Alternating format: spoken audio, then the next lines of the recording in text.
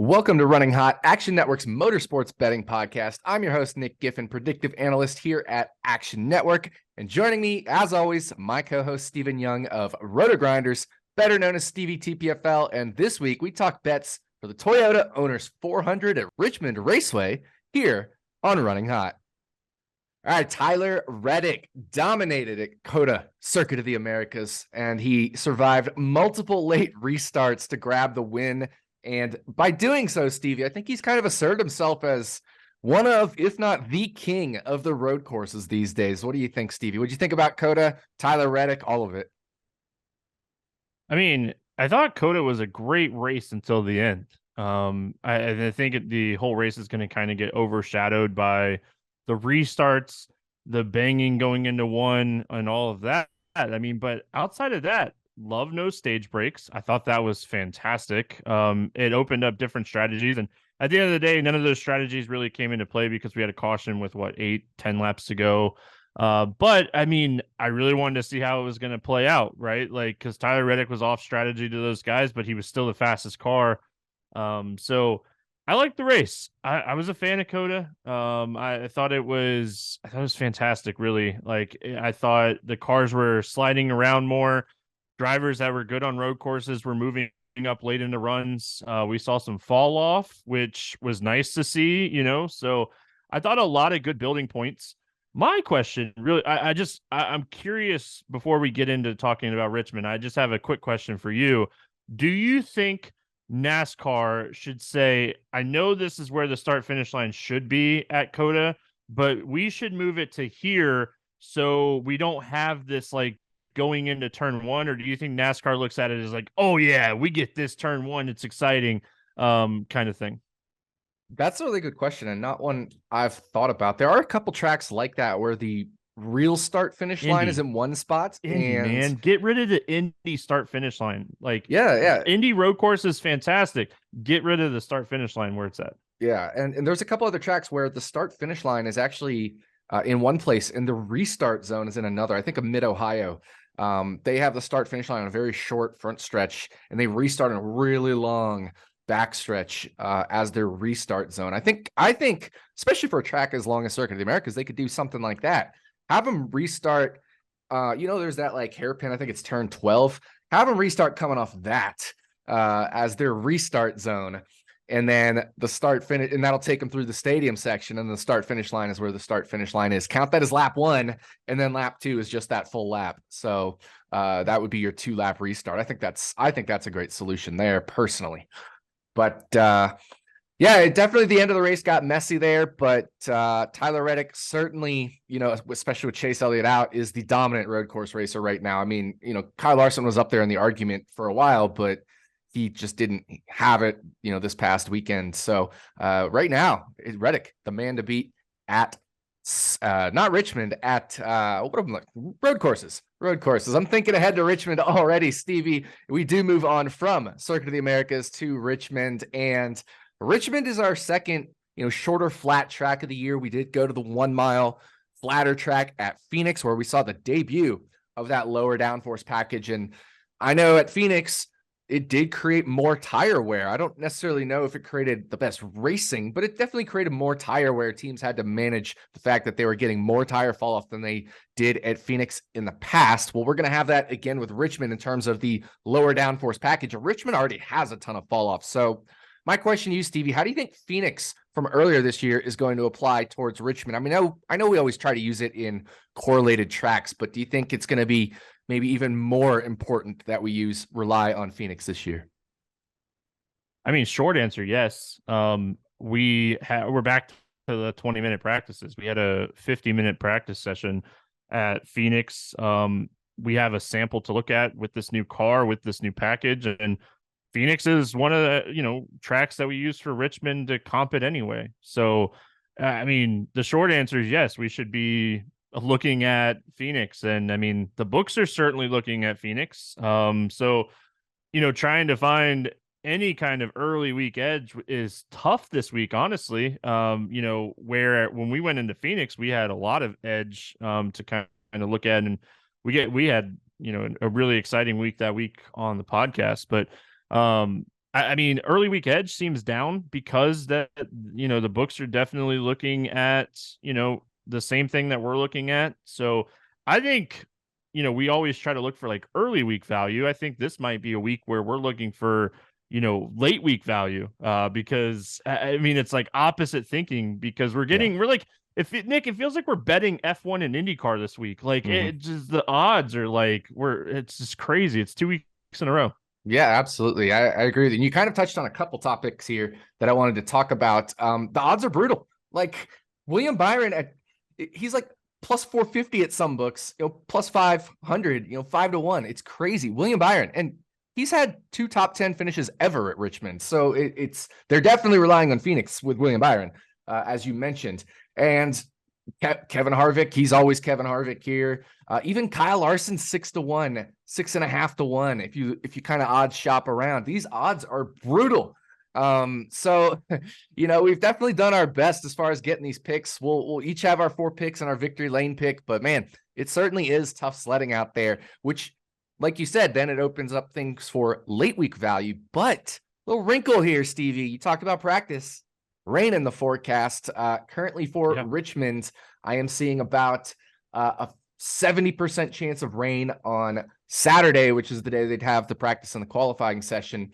And it does look like it tapers off later in the day. So, Eastern time, Richmond time. So there's a chance we get it in, but there's also a chance we don't. What would that do in terms of, late week betting for you, Stevie, if we don't have practice? I mean, this is where we would kind of be able to take advantage of maybe looking at early week stuff. Alex Bowman and Kyle Busch would start on the front row in that scenario. So there's some nice value around, Bowman just in general. We're going to talk about him a couple times on the podcast today. So looking at like starting positions and trying to kind of guess where we could take advantage of it. Austin Dillon would start way back, so he might be someone that like you wait and get some pre or post qualifying. I mean, there's looking at taking some shots potentially on, and you can get like the qualifying order, and Bowman and Bush starting would be 1 and 2, and then you can kind of flip flop odds and evens by how they are in Group A and Group B, but taking advantage of that for sure. Even in other series, we were talking about it before we jumped on here. Like, trucks are in Texas, so we don't have to worry about trucks, but Xfinity, if they're gonna have a rain and not get stuff in on Saturday morning, we can take advantage of potentially looking at some of these odds because they're coming off of a road course too. So Justin Allgaier would start on the pole at a track that he's very good at, and he's like 3rd, 4th, 5th in the books. So we could take advantage of some of that. I mean, that's how you're just going to have to approach it because rain in the forecast is never fun. Yeah, exactly. And some really good points there because books will react to qualifying even if we don't have qualifying. So just because they run their models and if starting position's a factor in their model, it'll drop these guys that you're talking down down, like your Austin Dillons and your Brad Keselowski's, as you were mentioning. Real quick, Richmond itself, 3/4 mile track, flatter track like we talked about. D-shaped oval, but the real thing it's known for, especially in recent years, is the high tire wear. We saw this last year where strategy comes into play at Richmond. Do you make 2 stops or do you make 1 stop in that final stage? I think personally, with the added lower downforce that we're going to have now and the higher tire wear that we saw at Phoenix, you're going to have to do 2 stops unless you're really trying to gamble. What do you think, Stevie? I like the 2 stops as well. I like, Rodney Childress and Kevin Harvick, I think they say it best. I want to be the aggressor. I don't want to be the guy that's going to be chased. And I mean, that's how, if I was in a race car, Nick, I'm like, that's how I want to be. I want to go out and run as fast as I possibly can. And, that's kind of what they did with Tyler Reddick at Coda. Like, you have the best car. We're going to put new tires on your car every chance we can. And we're just going to let you go as fast as you possibly can. And it worked. So, I mean, it doesn't always work. Should have Kevin Harvick had pitted a couple weeks ago at Phoenix, and who knows? But at the end of the day, you have to try stuff, especially this early in the season. So I definitely want to be on the 2 tire stop because I do think we're going to have more fall off. And It's probably one of the reasons that, certain guys are so good here. Kyle Busch, Kevin Harvick, Martin Truex Jr., because they're good at managing tires. They're good at managing their stuff. Yeah, and last year, Denny Hamlin won this race on the two-stop strategy. He finished just ahead of Kevin Harvick, who was also on the two-stop strategy. But third was William Byron, who was on a one-stop strategy. He was actually on a two-stop strategy, and they audibled to a one-stop strategy. So he didn't split the stage in half. He pitted kind of a third of the way through the stage, then just went 2/3 of the stage on the same set of tires and was running really slow at the end, as Martin Truex Jr. was catching him because Truex was on the one-stop strategy, but split the stage in half. So we had like four guys come together right in the closing laps. It was really exciting. But I think with that added wear this year, I want to be on a two-stop strategy. So that's it for our Richmond preview. We got to get to these bets. As always, we're going to take you for a lap around Richmond Raceway. So that is 4 turns, 1 pick each from Stevie, 1 pick from myself per turn before we drive into victory lane. So it's time to dive into turn 1. All right, Stevie, take us into turn 1. Yeah, I like Chase Briscoe, top 10. It's plus 200. I'm not showing a ton of value here, but we're not going to see a ton of value early in the week right now in general. So I like this. He's 12.1 average finish with 3 top 10 finishes on the 7 short tracks since the start of last season. Top 10 speed in Phoenix earlier this year, finished 7th in that race. And he was top 10 in practice with really good fall off. I don't know if he's just taking pages from Kevin Harvick's book or talking to Kevin or however he's doing it. He's managing his tires and he's running well. Chase Briscoe's a really good race car driver. Stewart-Haas equipment just hasn't been what it used to be recently. So I think getting him at plus 200 as a top 10 pick is very nice upside for what we're looking at to start the week. Yeah, I agree with that. 2-1, especially in Stewart-Haas equipment, in a place where Stewart-Haas has had success with Kevin Harvick, even with Eric Almirola having some strong finishes here at Richmond. That definitely makes a lot of sense on that Chase Briscoe top 10 when you're getting it at 2-1. Such nice, decent plus money odds there. I'm going to go to a head-to-head matchup, and I'm going to take Denny Hamlin plus 120 over his teammate Christopher Bell.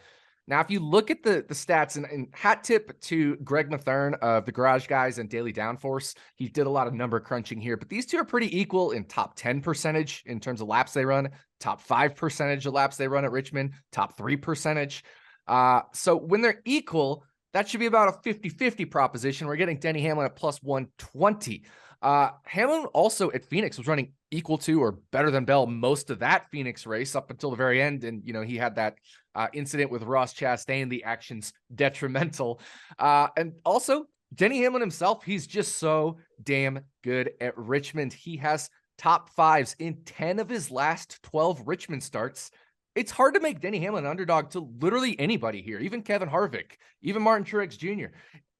If you get in a top 5 in 10 of your last 12 starts, I can't really make you an underdog to anybody. So give me plus money on Denny Hamlin here. Seems okay. So I do think Christopher Bell has been the best Toyota for the last 15 races dating back to last season. But with that said, I feel like they're overvaluing Christopher Bell in the Toyota camp in general. If you look at like top Toyota stuff, like overvaluing Bell a little bit. Bell's a great race car driver.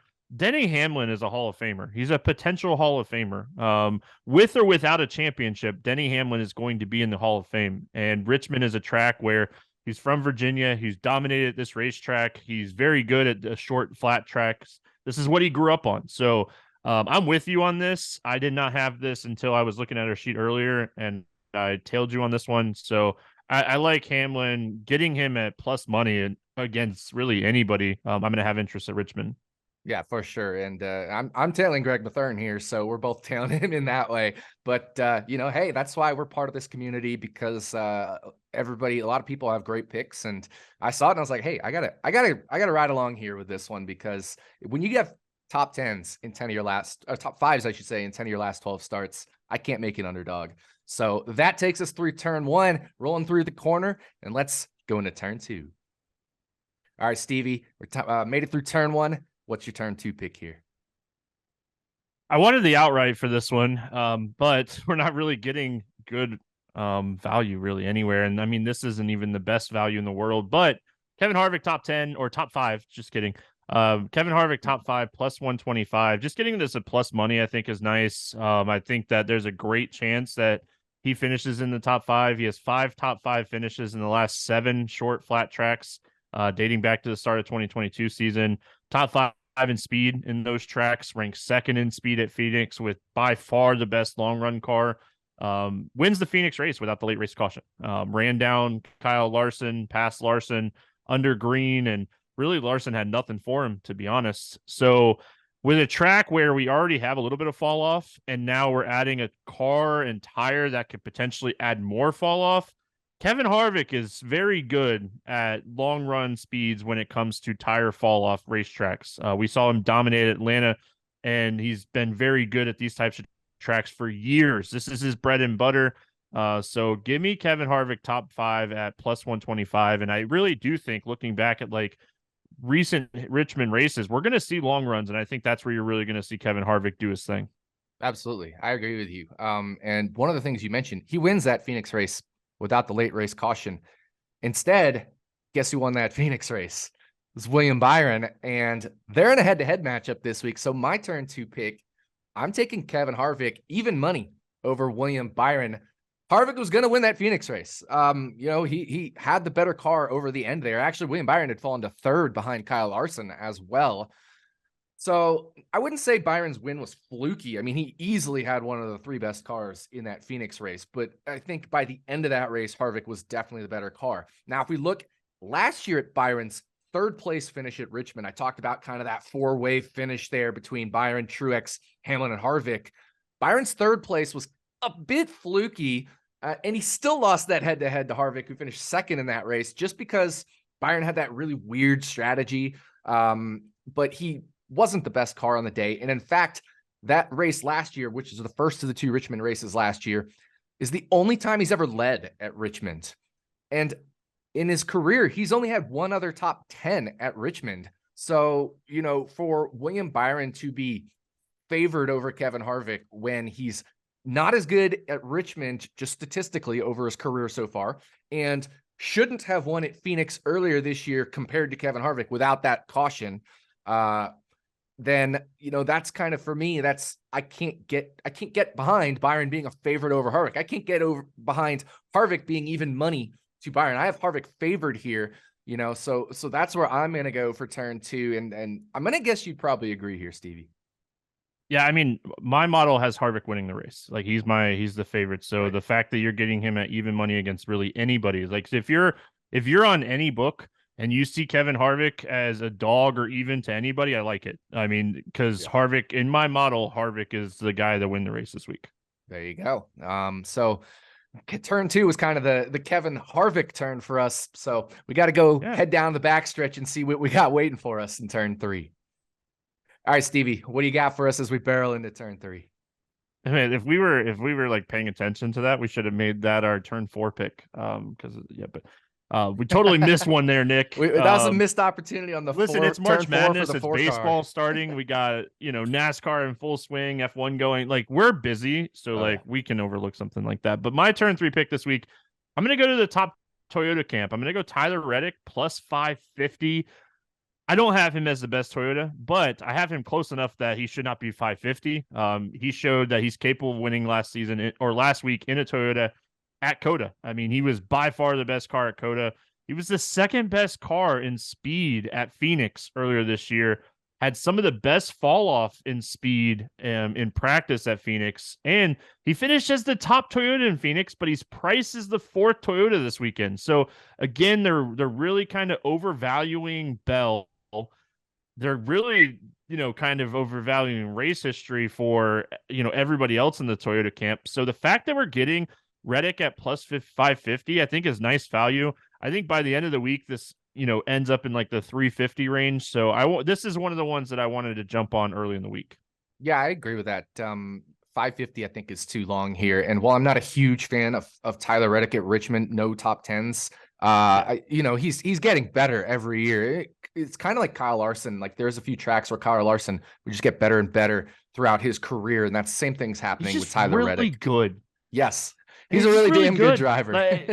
Yeah, like Denny Hamlin noticed that and like he saw the talent. He's like, I'm gonna go get this guy, and he went out and he got him. And I feel like Chevy is going to miss Tyler Reddick in about 5 years. I agree. Totally agree. And so right there with you, I think, just too long, especially considering what we saw from him at Phoenix. But we're in turn 3 and no missed opportunity here. I'm going with the 3 in turn 3 at 3-0 to 1, 30 to 1 to be the top Chevy driver. Now, I just have this as a lean because of the whole potential rain deal in practice, but I'm leaning Austin Dillon 30 to 1 top Chevy. This is one of his best tracks. There was, a couple of years ago, Austin Dillon randomly just like led a large chunk of this race and nearly won it. He probably would have won it if not for, some weird stuff there at the end. But Austin Dillon also, outside of that crazy race there where, he led 55 laps there.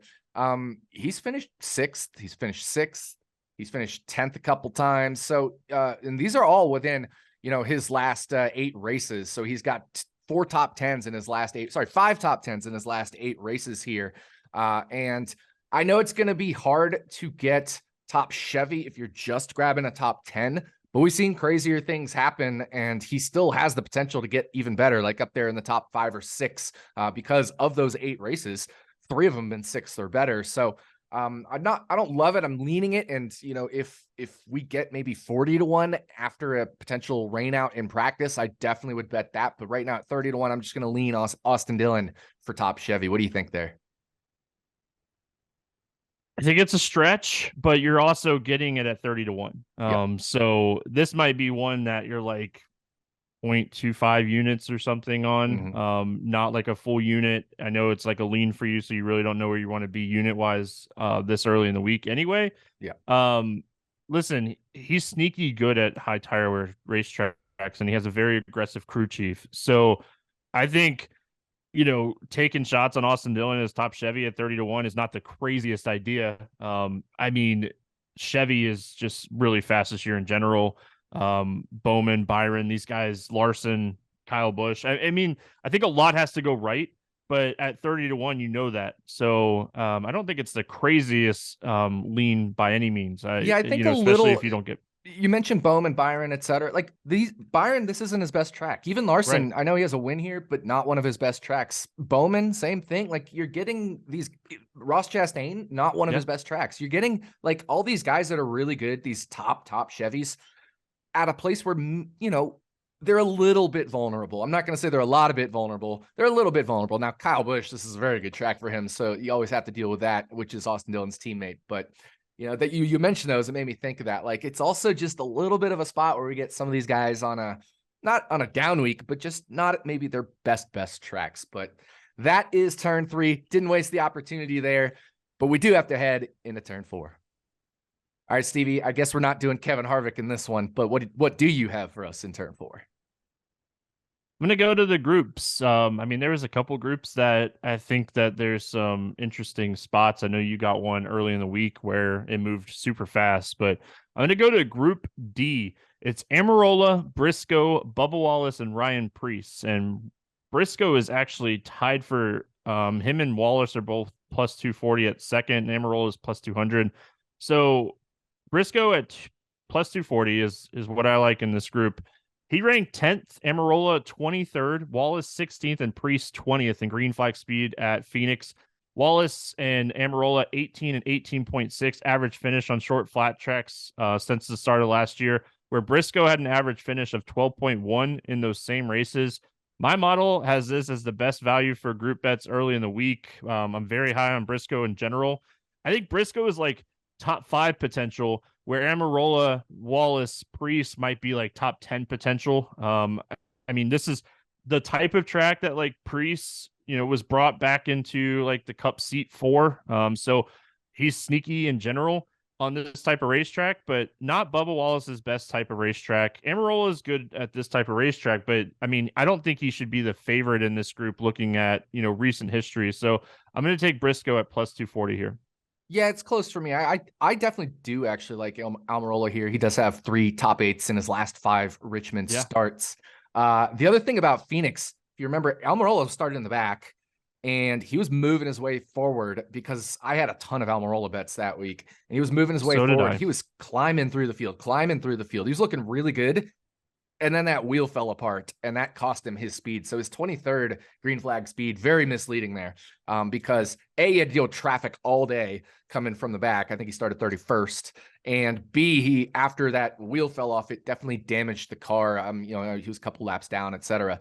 So just one of those weird situations where I think the green flag speed will be misrepresentative there, but I definitely can get behind Chase Briscoe still being at least the best in this group, right up there with Almirola, and certainly better than Wallace and Priest in my model there. So my turn for pick. I'm gonna lean again here, and I'm gonna lean on Brad Keselowski, top forward plus 650. What I really like here is we're getting Blaney at one of his worst tracks. We're getting Joey Logano after they've had troubles all year with long run speed, especially at Phoenix, where they fell off pretty big. Now, Logano still did come back and finish 11th, but you're not getting Penske where they're normally at their best. I remember a couple years ago, I was betting Penske almost every short flat track. And right now, they don't quite have it just in long run speed in general. We saw it at Vegas. We saw it at Auto Club, even tracks that would normally correlate to Richmond. They just haven't had long run speed. So you really only need something to go wrong for Kevin Harvick, because after that, it's Keselowski in my model. I have him ahead of Briscoe. I have him ahead of Almirola. I have him ahead of his teammate Chris Buescher. So I got Brad Keselowski top forward plus 650 as a lean here. And last year, both races, Brad Keselowski was hovering inside that top 10 for most of the race in both Richmond races and fell outside of the top 10 for the finish. Same thing happened at Phoenix, hovering inside that top 10 most of the race, fell outside for the finish. So I was actually really hoping, because Keselowski was finishing outside the top 10, we get better top 10 odds on him this week, but I just can't quite do it at even money there for Brad Keselowski for a top 10. So I'll go the top forward route as a lean early in the week as well, knowing the rain situation. Yeah, I saw him at minus 180 for a top 10 on That's one wild. of the books. Like, what are we doing? I like this. I think that you nailed it when you're saying like it's really Keselowski versus Harvick. Blaney too. I don't want to discount Blaney on any racetrack, but I think now like Joey Logano has a win, and this is the same type of racetrack that Phoenix is at. So like, I think Paul Wolf tries stuff. I really do. Paul Wolf, crew chief for Joey Logano, if you don't know that. So I think that's just one added, aspect of, if they try something and it does not hit and we do not get practice, Joey Logano is going to be someone we want to kind of stay away from. So really, at the end of the day, Keselowski versus Stewart Haas versus Blaney. And I mean, that's what it's kind of baked in here at plus 650. Yeah, I agree with that. And that's a really good point about the fact that Phoenix, which is the championship race, very similar track to Richmond, and Logano is locked in now with that Atlanta win. So definitely a good opportunity for them to try some things and see what works and what doesn't work. So it could eliminate Joey Logano from that top Ford contention as well. Really good point there. That makes me like this even more. So I may actually end up moving away from my lean and just betting it before the weekend is up. But hey, that's why you got to follow us in the Action app. We can now track top manufacturer in the Action app. So that's exciting. So if I do bet it, I'll be tracking in the app and y'all will be able to follow along. So make sure you're following both Stevie and myself in the Action Network app. All right, Stevie, that was a lap around Richmond Raceway. There's just one thing left to do. What's that? Gotta go to victory lane, man. We gotta pop the confetti. That's right. So where we popping confetti this week? Where are we headed with that? We're gonna go Alex Bowman top 10. We try to look for like really solid value or outrights for our victory lane, and just this week it's just really tough. Rough. This might be like one of the rare weeks that I just don't bet an outright unless stuff changes dramatically after practice and qualifying. Because I mean, I think the best cars are the cars that are priced the toughest to bet. So we're gonna go with Alex Bowman top 10. This guy is just a machine to start the season. I know this isn't like his best type of track, but I'm gonna go off of momentum. I'm gonna go off of what we've seen so far this season for Hendrick. Getting those 100 points backs put him back into the points lead for the season. Like, he's just been a top 5 machine. And the fact that like we're seeing this type of speed and tire wear, they're aggressive. So I could see them just maybe being like a 8th to 12th place car, and strategy putting them in like the 6 to 8 range and just kind of cashing in on this top 10 at -112. Yeah, I like it. And, you said we're popping confetti. Well, we got the guy who's number 1 in points right now at a top 10 bet for -112. And he was even money earlier. I know Jordan Maccabee of Rotoballer and the Stacking Denny's podcast. He grabbed Alex Bowman at even money here, and it's since moved beyond that down to -112, -115, depending on where you're shopping around. So still like it there for sure. But, we're getting Alex Bowman, who has had top 10s in every single race this year, aside from a drafting race at Atlanta. You can't really fault that. And he still finished 14th. Other than that, he's finished top 10 everywhere this year. He's leading the points. So definitely a momentum play. But even at Phoenix, where he struggled in recent years, he kind of outperformed. He finished 9th and ran even better than that. Kind of outperformed what he'd been doing in the past at Phoenix. So if he can outperform what he's doing at Richmond, he should be favored to finish in the top 10. So that is going to do it for us. Thank you for listening to the Toyota Owners 400 episode of Running Hot, Action Network's motorsports betting podcast. We'll be back this time next week to talk about bets for the Food City Dirt Race at Bristol Motor Speedway. Stevie, we're going back dirt racing for what is always a wild event on the dirt. On behalf of my co-host, Stephen Young, thanks again for listening, and we'll see you back here next week on Running Hot from Action Network.